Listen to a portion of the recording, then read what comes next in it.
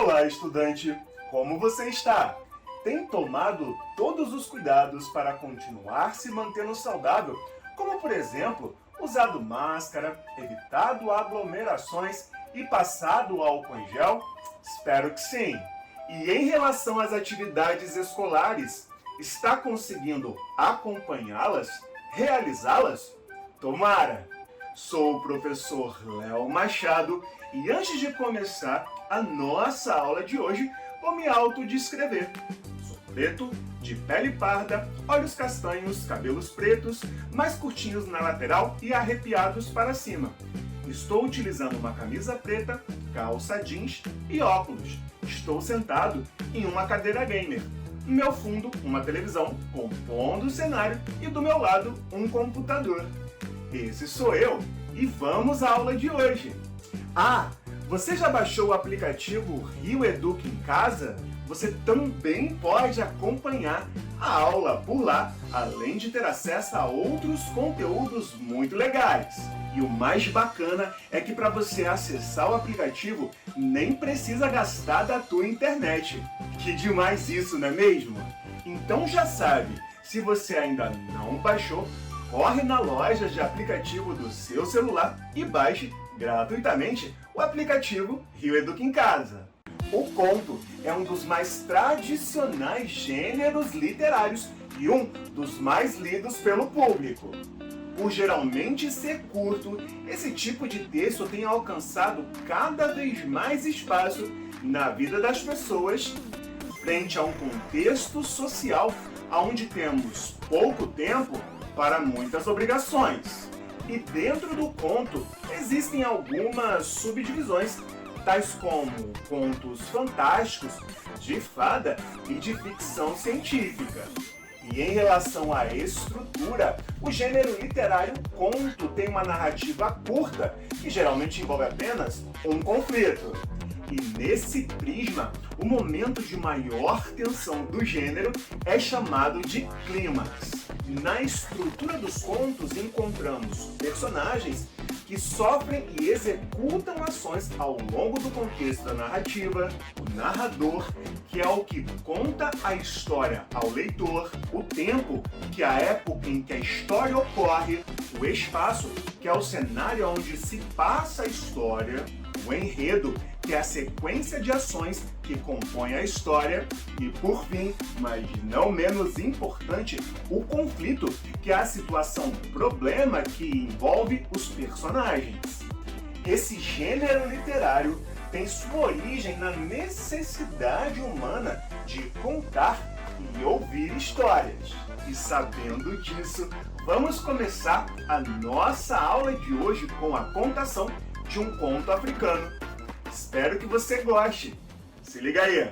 Conto africano, O Cachorro e a Língua dos Homens.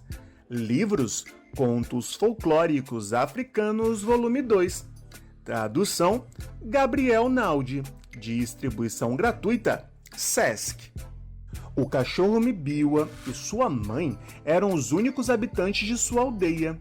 Mibiwa era capaz de falar tanto com animais como com humanos. Você já é adulto e forte, disse um dia sua mãe. Está na hora de se casar. Vá e peça Eyalê, filha de Nijambo, em casamento. Irei amanhã, respondeu o cachorro. O dia escureceu e foram dormir. Logo, a madrugada veio e um novo dia começava a despontar. Chegou a hora de eu partir, disse Mibiwa. Amanhecia quando ele começou sua jornada. Percorreu cerca de 13 quilômetros e chegou ao seu destino antes do meio-dia. Foi à casa de Nijambo, pai de Eyalê. Lá foi cumprimentado pelo anfitrião e sua esposa. Olá, Mibiwa. Olá. Qual a razão de sua visita, meu amigo? Perguntou Nijambo. Vim para me casar com sua filha, Eyalê, respondeu o cão em linguagem humana. Nijambo consentiu e a mãe da garota também ficou satisfeita com a união. Chamaram a pretendida para saber o que ela pensava da proposta. Aceito de todo o meu coração, disse. A jovem era bela, tanto de rosto como de corpo, e todos estavam de acordo quanto ao casamento. Ao cair da noite, reuniram-se para jantar. Sem saber o motivo, o cachorro não conseguiu comer. O dia escureceu e foram dormir. Mibiu costumava acordar sempre 1 hora antes do amanhecer, mas naquele dia dormiu até mais tarde. A mãe da noiva disse à sua filha: "Prepare um pouco de água para que seu noivo lave o rosto quando acordar. Vou à plantação que fica na floresta buscar comida para ele, já que ainda não comeu nada desde que chegou." E acrescentou: "Peça aos criados que matem uma galinha para o almoço. E você, corte uma abóbora e faça um pudim de sobremesa." Entregou o prato com a abóbora para Eialê e saiu para a floresta. Nijambo a acompanhou, pois também tinha seus afazeres. A jovem sentou-se com o vasilhame de abóbora e começou a descascá-la. Jogava os pedaços de abóbora no chão e colocava as cascas em um prato.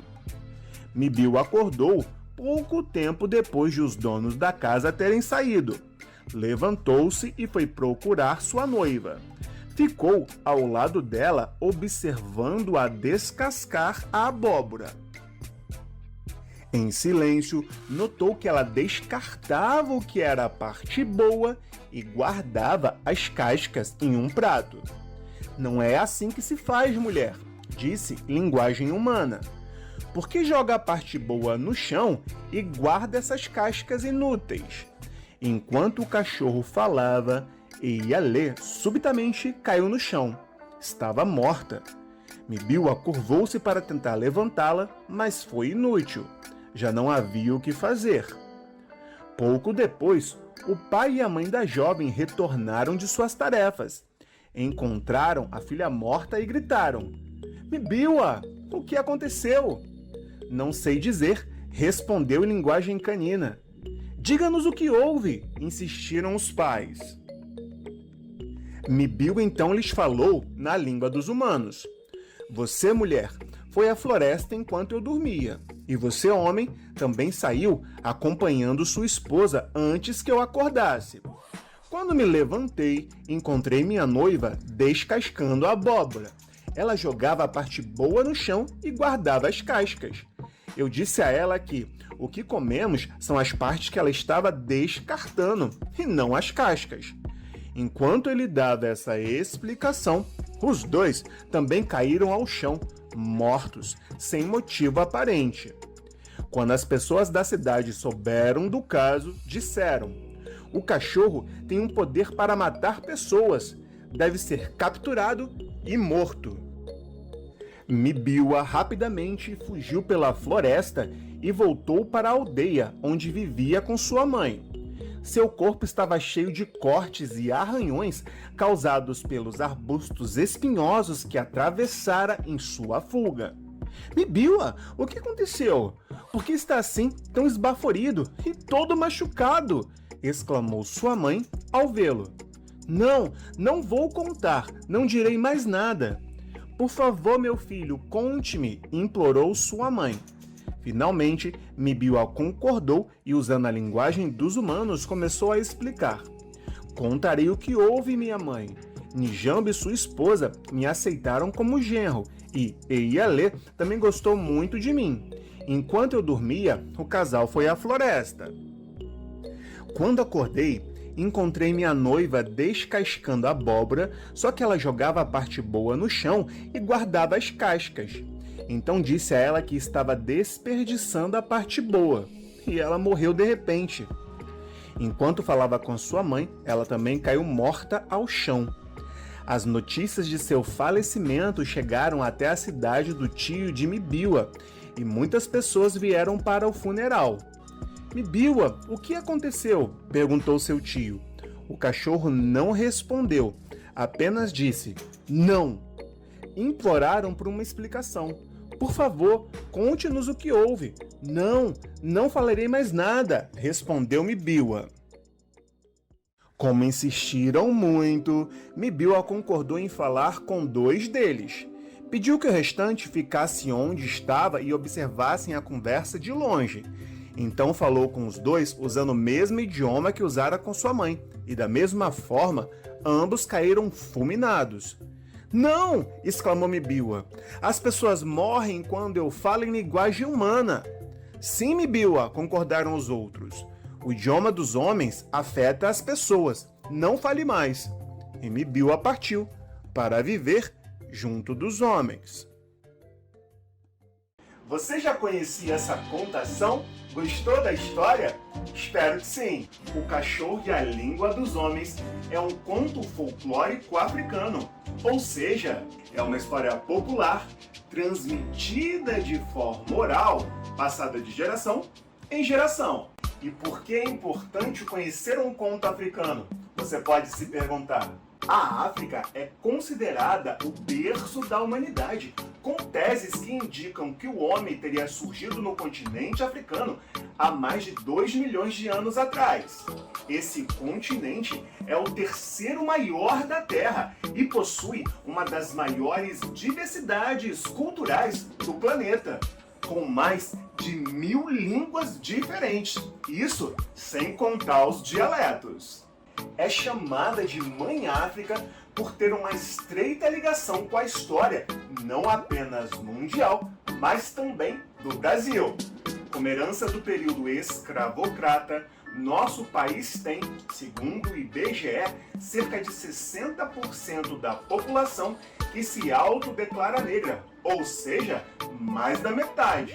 Por sua vez, segundo a pesquisa do Instituto Rio 21, baseada no Censo Escolar de 2020, aponta que na rede de escolas públicas municipais cariocas, quase 45% são negros, pretos e pardos, e cerca de 22% se autodeclaram brancos. E nesse ínterim, aprender mais sobre a África, seus costumes e suas histórias é conhecer também sobre nós mesmos, sobre a base cultural que ajudou a fundamentar a população brasileira. E voltando a falar dos contos, eles são uma projeção de sentimentos e anseios humanos e, nesse contexto, podem nos apresentar reflexões e lições de moral. No conto O Cachorro e a Língua dos Homens, por exemplo, vimos que a comunicação é um fator essencial para a vida em sociedade. A narrativa apresenta um cachorro que conseguia falar a língua dos homens, mas que ao fazê-lo, um preço era cobrado. Ou seja, quem escutava esse dialeto acabava morrendo. Na vida real, a pessoa que não se comunica com eficiência não necessariamente morre, mas pode acabar tendo em suas relações sociais desarranjo, desafeto, desalinho. E se liga, para ver uma comunicação eficaz, precisamos lançar mão da nossa inteligência socioemocional, escolhendo o tom de voz mais eficiente, o melhor momento e intenções assertivas.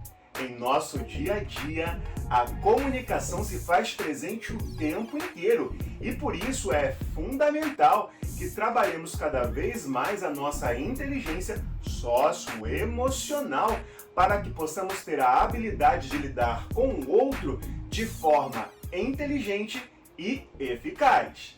Se liga, seja paciente e busque ter ações gentis com as pessoas. Vivemos tempos difíceis em meio a essa pandemia e muita gente está emocionalmente doente. E nesse contexto, tuas ações de gentileza podem ajudar a fazer parte da cura do coletivo. Bem, vamos chegando ao final da aula de hoje. Espero que você tenha gostado. Foi muito bom estar com você. Continue estudando e se protegendo. E não deixe de acessar a sala de leitura e o Rio Educopédia no aplicativo Rio Educa em Casa. Um grande abraço, nos vemos na próxima aula. Fui!